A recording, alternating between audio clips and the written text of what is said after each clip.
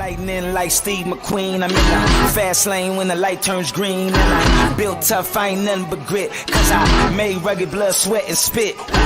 Yeah, like a horse I fly. Better push yourself in for a bumpy ride. I like to play hard, but I work harder. And I weather the storm cause I'm built stronger. What is up, ladies and gentlemen? We are back. We are live. It is the Freight Coach Morning Show, the top morning show in transportation, coming to you every single weekday, 8:30 a.m. Pacific, 10:30 Central, to break down some industry headlines, to bring on some subject matter experts and people who are in areas of this industry who are a lot fucking smarter than I am, and really just provide actual insight into what you can do with all of this information that's out there. There's a ton of headlines. There's a ton of clickbait that's out there that is trying to steer you in one way or another. But at the end of the day, you guys, the freight's still going to move. And you got to ask yourself this question: is it going to be with you or for your competition? Most importantly, though, you guys, we're about keeping people in business here. We don't celebrate the thought of people losing their authority, operating authority, and everything else. We are all about keeping people in business, helping them live out their American dream like I get to every day. It's why I proudly fly the American flag behind me every single day, because I want all of you guys to live out your American dream. I do have a very special guest for you guys. I'm going to bring him out in a second. And this guy's got a ton of experience from multiple sides of the industry. And we're going to break down some actual fucking reality for you guys to apply out there in this market. But before we do that, as always, got to give a shout out to my friends over at VHub. You guys hit them up, vhubapp.com. Whether you're a broker, carrier, or shipper alike, you're going to need access to trailers at some point in time. And now with VHub, you have a very seamless platform to go on, whether you need a short-term rental, long-term rental, or hell, creating a drop trailer pool for your customers. You can hit it up on there. And most importantly, if you're a small trucking company or a owner-operator, you should never have to shut your business down if your trailer's in the shop. And the best part about this, you guys get paid to do this. So right now, with what they're working on, you get paid $700 to move a reefer trailer from Clearfield, Utah, going to Henderson, Colorado. And that's on top of the revenue that you get by putting the freight in the back of the trailer. And then they also have a heated van available down in San Diego, as Ron Burgundy puts it, going up to Spokane, Washington. You get paid $600 to do that. And again, you guys, that's going to be a hot freight market here coming up. There's going to be fall harvest season followed up by Christmas tree season. So you're going to want your trucks in that area. Also, they have the Paragould, Arkansas, and Glade Spring, Virginia, heading over to Orting, Washington, $1,550 to do that. And then they also have one. You need to go on there. It's open for bid right now, and I cannot pronounce. It's just outside of Montreal. I would botch that name. Salaberry de Valleyfield, Quebec. We'll go with that. Going to Calgary. So it's on bid, but you got to go into vhubapp.com and put your offer in there for what you would need to do that. But again, hit them up, vhubapp.com. My friends Xavier Campos and Stacy Steen, they'll be in the audience here. Hit them up. Let them know that the Freight Coach sent you. Comments are going hot already today. Bill McIntyre, good to see you, man. Good morning, sir. Christian. Yeah, I used to work with this guy back in the day at XPO, man. Dude, it's good to see you, man. Let's fucking go. You are right. Sonny Sharma, good morning. Let's fucking go. Freight Junkies. I like that, man. The Freight Junkies. Adam Gillis, what's up, man? Thanks for coming back. The armchair attorney is in the house. Matt Leffler. He's excited, just in case all of you guys were wondering. Donald Hatt, what's up, my man? Hello and good morning. I love the picture of that rig that you got out there. Whitney Fowler, good morning. Let's hear the real shit. You are correct. And Connor, I'm glad you noticed the change of outfit today. You know? It's good. It's good that that's noticeable. Garrett Bowers, what's up, my man? Good to see you. All right, I'm gonna bring him on, man. I got Mr. Dan Penrod to join the show today. He was on my podcast earlier, and we've gotten to know each other here over this year. Dan's got a shitload of experience in this industry, and we're here to bring some truth for you. So, Dan, what's up, man? Hey, good morning, Chris. Appreciate you having me on. Looking forward to a great show. Dude, absolutely. So, are you going out to the beach? You're still in Tampa, right? I am. So we haven't quite seen the change of weather yet, but we're probably about 8 weeks out. But, the most entertaining thing now is the Weather Channel watching the tropics to see if we're going to have any natural disasters headed our way. Yeah, right. It's I'm loving it because we're like slowly rolling into the greatest time of the year out here in the valley. And it's like the 8 months where it doesn't really get above 85. Yep. But the best part is it's starting to get down into the low 70s at night. And that is fantastic when you walk outside in the morning, especially, when you're used to like 112 degrees every fucking day. Oh, yeah. So, dude, so for the people out there who don't know you, man, give a little background. Like, what's your experience been in this industry? Yeah. So I've been in the logistics industry for about 16 years. I have a little bit of a unique background as it's really almost been split 50-50 on the transportation provider side as well as the shipper side. So I've got experience working with the class one railroads, worked with one of the largest 3PL providers for a number of years. I've really have experience across all modes, LTL, truckload, intermodal, ocean, rail car, parcel, air freight. And then, really what my focus in my career has been is really pulling all of those pieces together, whether it's on the provider side or whether it's on the shipper side. And, how do we make things more efficient? How do we take costs out and really look to drive the industry forward? So, it's a unique perspective that most people don't have. You really find people that have either spent their entire careers on the carrier side or their entire careers on the shipper side. Yeah, dude. And as you guys can see, this is why I wanted to bring Dan on, because he does have actual experience on both sides of the industry. And when we're sitting here and talking about industry trends and headlines and everything else that's going on out there, Dan's kind of from the position of that's all great, guys, but I still need my freight moved. Where are we going to come up with some solutions? Because you can't, if Dan was my customer and there was a market shift that was going, I can't go to Dan and be like, sorry, Dan, I can't cover your freight right now because there's no trucks. Dan's going to be like, kick fucking rocks and get out of here. Like that's what they pay us to do. So it's like, that's the whole point of all this, you guys, is headlines are one thing. But you can't bring a lot of this information to your customers and say like, oh, hey, shit, the sky's falling. I got to take a step back. They're going to be like, all right, see you later. Yeah, Chris, it comes down to, building those relationships as a carrier. I mean, the relationship is both sides. And, I think you've made some good points over the past couple of shows. How do you bring value to a shipper?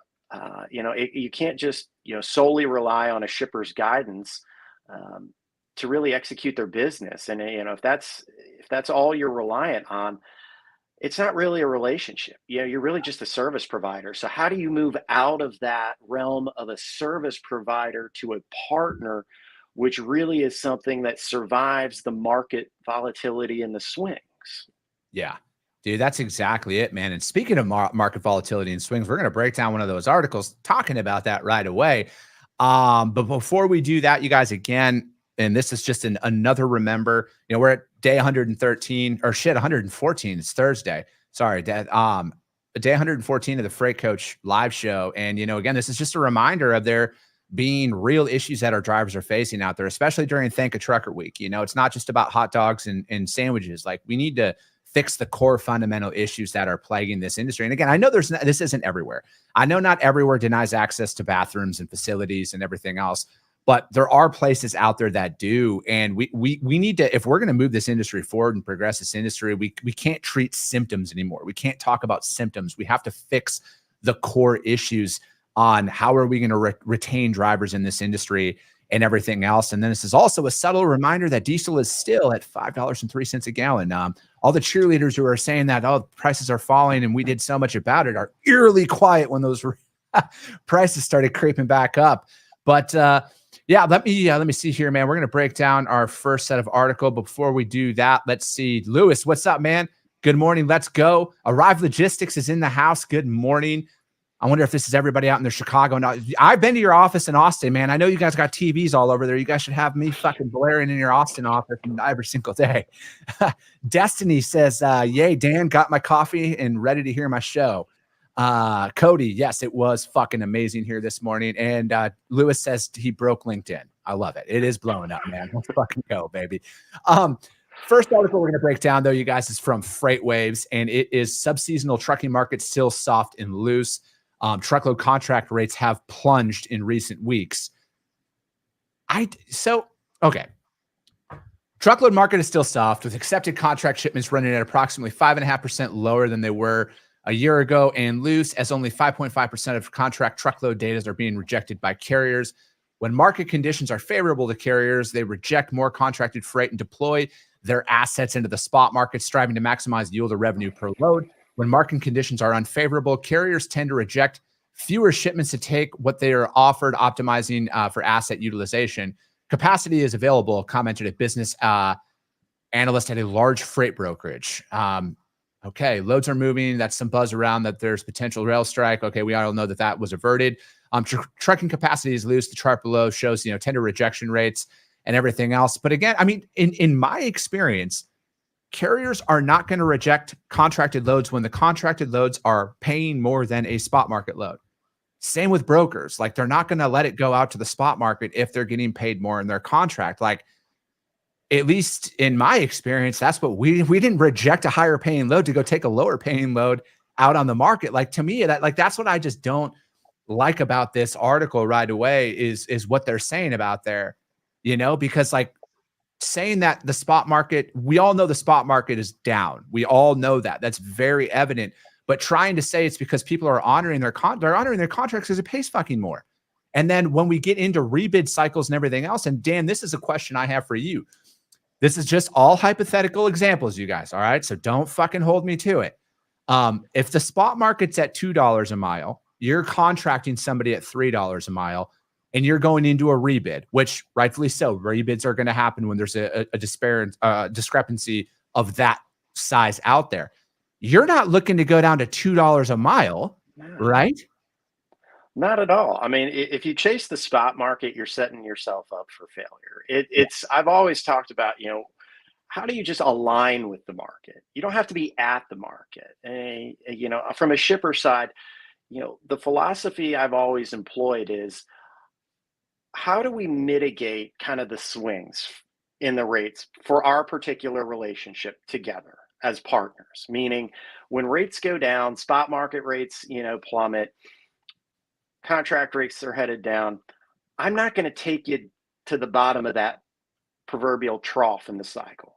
Conversely, when rates go super high, I don't expect you to take me to the top of the mountain either and say, hey, it's all about the market, and this is what the market's paying, because that's ultimately kind of the inherent problem and the challenges that both shippers and carriers face. Is it's this constant, I'm getting my pound of flesh back from the last cycle, versus, how do we have these ongoing discussions to say, hey, are we in line with the market? And, yearly, full 12-month rates are good, but that's not always necessarily the most healthy way to look at things. Everybody wants some level of stability. But if that stability is over a longer period of time and you make minor adjustments, based on the market, every quarter or every 6 months through discussions, it takes a lot of that off the table, because people realize, I'm not going to chase the lowest cost because of how disruptive it is to a shipper as well as to a carrier. Yeah, no. And that's exactly it, man, it's not. And then from a broker's perspective, again, they're talking to brokers in this article because brokers are going to sell it a lot more, because brokers are benefiting when these loads, when the spot market drops as low as it is. Let's call it what it is. To me, it's one of those situations where when it comes into a broker's market, and I talk about this a lot, this is where your competition is going to fuck up the most. All right. Because to Dan's point a little bit ago, and I know because I've sat in that seat and said, hey, the market shift, let's make all of our fucking money back. Fuck all these people. To me, that's the biggest issue, because you're exposing yourself, because you're going to push that rate down just a little too far. You're going to fail on that shipment. You're going to call Dan up with some bullshit excuse like, oh, the driver's tire blew out, or, oh, there's this or that. Not saying that real things don't happen, but let's call it what it is in this instance. You think that Dan's not going to remember that? Like, when nobody else is having trouble sourcing capacity in a loose market, but somehow this one broker always seems to fucking fail because they're trying to push those rates down. And I'm not going to sit here and say, don't make money, you guys. But again, if you're going to play in a commoditized market, especially a heavily commoditized market, which is dry van and reefer, you don't make your money on one truckload like you have been able to over the last 18 months. You make it in volume. And a lot of us who have came into this market over these last couple of years, this isn't normal. What we're seeing now is normal. Margins are going to sit around 10 to 12% for dry vans. If you're lucky, in reefers, you might be able to eke out 14%. Yeah. It's one of those things. I have friends that are in the carrier market, in Yep. the broker market, that, I don't like to see, rates, go all of a sudden soft, because I recognize it's not healthy for their P&L. What it also does, though, is it forces out the bad actors that have really, kind of taken advantage and been benefactors of the last 2 years, because they didn't have to do a whole lot. They didn't have to, necessarily have these, build these relationships with their shippers, because it was a carrier's market and broker's market. The capacity wasn't there, and if I couldn't cover it, that's okay. But now the tide's starting to turn, and I think this is really what separates kind of your professionals from those folks that just got into the industry to make a little bit of money, and in my view, were somewhat predatory of shippers. Yeah. That's the thing, you guys, is unfortunately when we were operating in the market that we were, shippers kind of had to, I don't want to say that, I mean, Dan, and correct me if I'm wrong, shippers kind of felt cornered in a sense, because it's like capacity is being as tight as it is. I can't risk shutting a provider off because of a failure, because I don't know how long this is going to last, and they come through just enough. But, in a normal RFP cycle, you guys, in a normal market, if you're below 98% in your acceptance rate, if you're below 98% in your on-time percentages, you're fucking out. Like, because again, you guys, trucks showing up on time is the expectation, though. Like that, there's no value in that. Like that, you fucking better be able to do that. Yeah.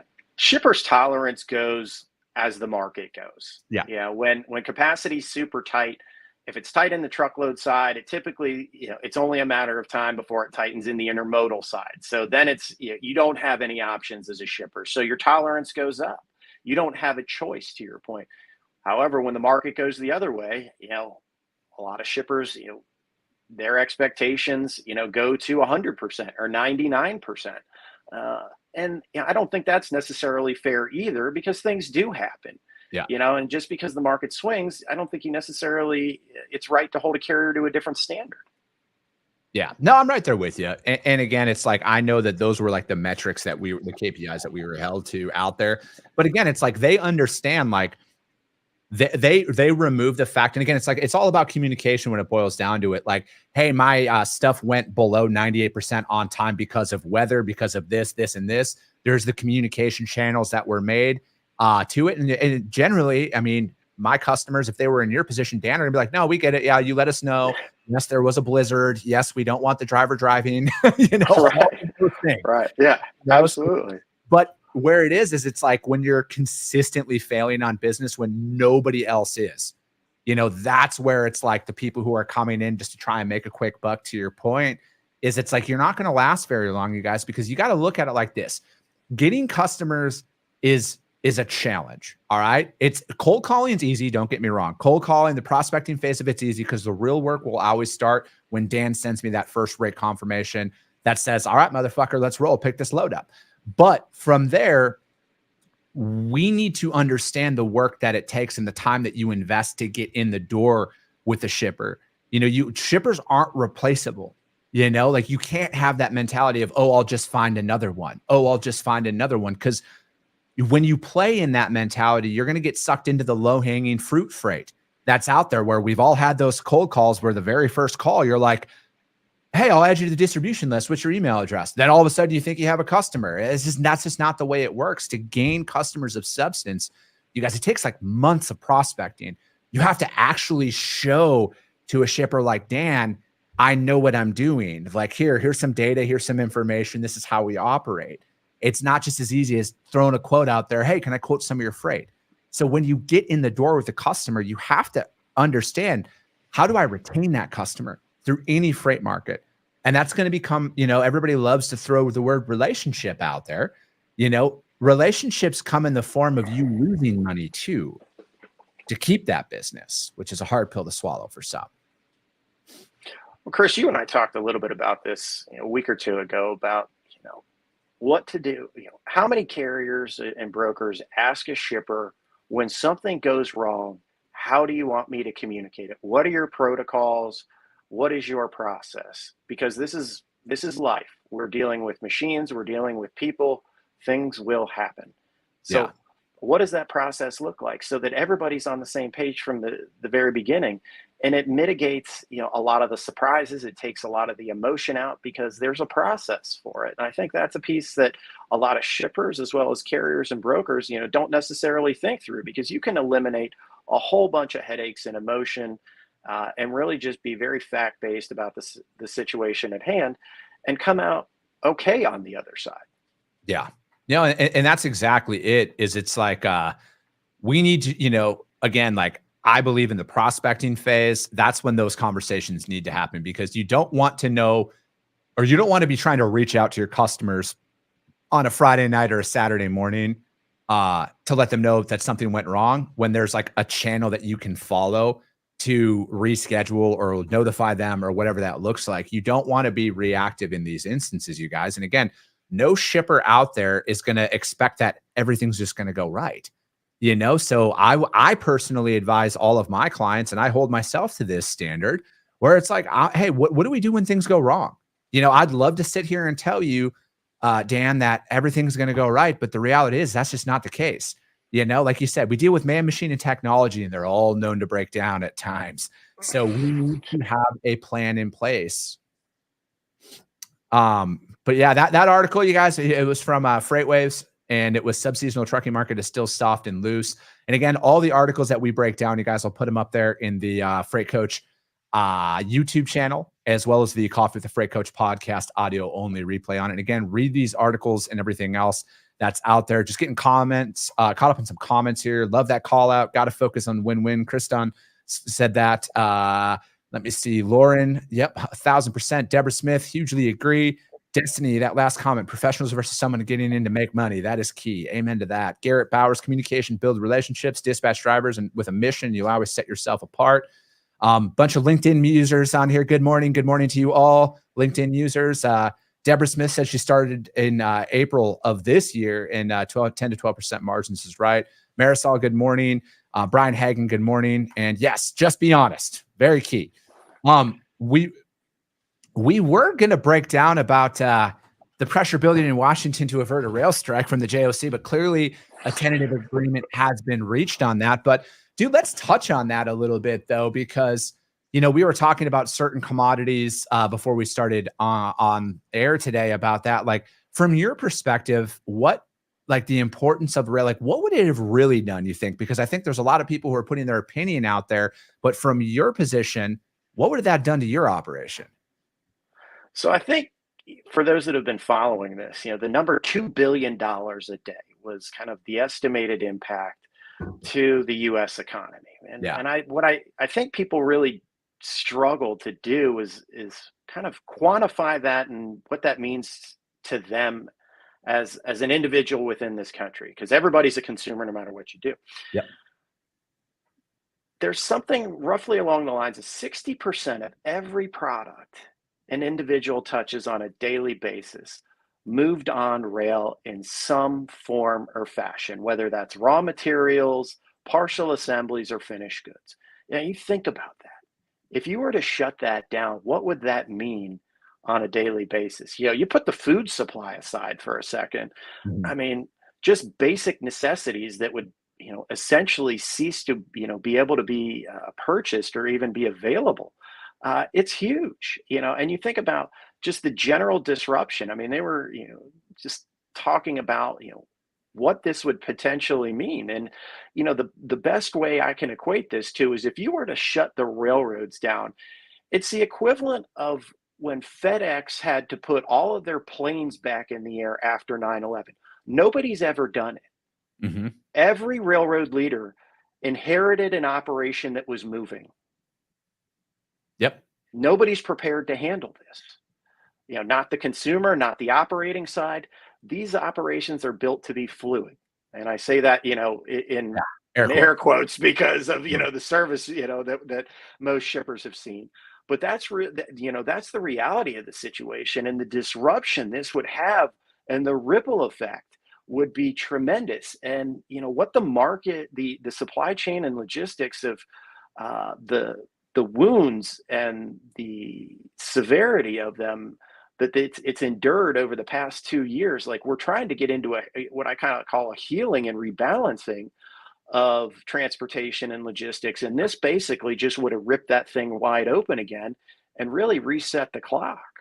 Yeah, no, definitely. And again, it's like these are those situations, you guys, where again, like it's almost like I say it like this when people go in and sell and like, oh, I can handle everything, give me everything. Realistically, if somebody gave you 100 shipments today, you'd fail on 95 of them, and that's what that increase of freight going and switching to OTR would have probably done is I think it possibly could have created more havoc than the port situation that was going on. Again, I can't sit up here and say I'm not an expert in any of this stuff, but with the amount of freight that is moved on rail, yes, there would have been some that would have been fine shifting to OTR. It would have definitely rebounded the spot market rates. And actually, you would have started seeing tender rejections on contract probably go through the fucking roof because freight would have been paying $7 a mile. But it's one of those situations, though, that overall, it's always good that it was averted. And now, again, we gotta provide solutions, though. You guys, no matter what, we got to keep showing up. And the last article I wanted to save, and because it was written by DAT and my friend Dean Croakey, who's been on the show a bunch, and he wrote this about the it's a thankless job, but someone's got to do it. And it was talking about the truckers, the hardworking men and women that are out there on the road all the time for us, not just this week out of the year, but and for me, it's one of those, like, growing up, my father was a truck driver. Like, obviously he was an owner op. He drove for 40 years. And a lot of the stuff in this article, it's a lot of the stuff that we don't think about when we're telling a driver, like, no, you're laying over for 2 days, like that the time away from family. And it's like, when I bring up a lot of this stuff, you guys, like, at the end of the day, to me, it's like, we got to understand, like, these are fucking human beings too. All right. And it's not just because as a broker, we get to go home at night, it's not that simple for truck drivers. And, my long-term vision with all of this shit is to bring awareness to the blue collar industry as a whole. Cause coming from a blue collar family and everything else, I want to see people start appreciating what the real backbone of this country is. And it's the hardworking men and women who are in the blue collar jobs day in and day out, busting their asses to produce goods so we can just go to the store and magically buy food, and magically have power at our houses and everything else. And that's what the big focus is for me on this. And that's what I really want to see. And that was my big takeaway from this article is it's got to go deeper than just thanking a trucker today or thanking a dock worker today. Cause I mean, man, you see that, like, in your experience on your side of the industry, man, some of those dock workers, like, that's the backbone of a warehouse, right? If they're not there to load trucks, what happens? Nothing. And I think, to your point, the title of the article, it's a thankless job. That's where it has to start. Kind of basic human decency of please and thank you, not today, not tomorrow, but every single day, and everybody's fighting a battle every day. You just don't know what it is. So, there's no reason to not treat somebody with, just common decency. And, there's, we at the shippers I've worked for, in the summers, it's, how much does a couple of cases of water and a couple of bags of ice cost a couple times a month when it's hot out? Louisiana's miserable in the summer. Give them a cold bottle of water. You may not have a restroom, but have a map to the local, the closest rest stops and say, hey, here's a quick, if you're not from this area, here's a quick one pager. This is where you can find all this stuff. Here's a couple of local restaurants if you're going to drop and hook, welcome them. Yeah. Give them an opportunity, and it's give them something small. That was always my point to the shippers that I've worked for is it doesn't take a lot. Yeah. You don't have to have, a full truck stop at your disposal at your facility, but you can do basic things to make their jobs a little bit easier and a little bit more comfortable. And that goes a long way, because at the end of the day, there's going to come a couple of times a year for every shipper or every month where you've got some freight that's last minute and it's going to be on somebody's board. And it's, do I want to go there or not? And if you've taken care of people, you're going to increase the likelihood you're going to get some good service. Yeah, man. And I've never had a trouble securing capacity when I had that approach as a broker with drivers. Like, again, I've spoken about this on the show. Like, I had a driver who I used a lot, literally delayed his family vacation to go pick up a load for me quick and just store it in the yard because my customer needed it off the dock. It didn't matter when it delivered the following week. They're like, hey, we just need this out today. The dude delayed his vacation by like 4 hours to run over, and again, it's like to your point about what does it cost, for a couple of bags of ice and a couple of Costco, Costco's like $4 for a 36 rack of water, and I'm just sitting there thinking, it's like, again, as a broker, if you want to build up and become a broker of choice to carriers, like, man, I'm sitting behind a computer. Don't give out directions. I don't, I'm just like, don't give out directions or anything like that. But hey, if you've never been to this area, man, there's a Love's truck stop. Here's the address. There's a McDonald's there, or there's something out there, or what's to appreciate a driver a little bit here and there. Hey, here's a $15 Uber Eats gift card, man. Like, what's $15? Think about that. Like, what can you do? Because that's going to gain you more capacity than you've ever been able to deal with, and as a broker, again, last time I checked, I need trucks. Otherwise, I don't really have a business. Yeah. But yeah, you guys, that one's from DAT.com, their blog. It's a thankless job, but someone's got to do it. And dude, that's it for today, man. That was a quick 30, and we like to be aware of people's time and, get out there and fucking melt those phones. Let's go make some cold calls today. So Dan, how does anybody reach out to you and find out more or connect with you or anything like that? Yeah, you can reach out to me on LinkedIn, Dan Penrod, or you can reach out to me at Direct Line Logistics Solutions. That's directlinels.com. And that's my firm that I have that's really focused on supporting, all aspects of supply chain, carriers, shippers, 3PLs, and helping them really kind of drive their business forward. Perfect. I love it. Well, hey, that's it for today, you guys. I appreciate you all for tuning in. And, at the end of the day, you just do me a solid. And if you saw value in it, share the show. All right. That's all I can ask is if you guys see value in it, chances are your network will as well. So if you could share it out there, that'd be great. I appreciate you guys all so much, and we'll be talking to you soon.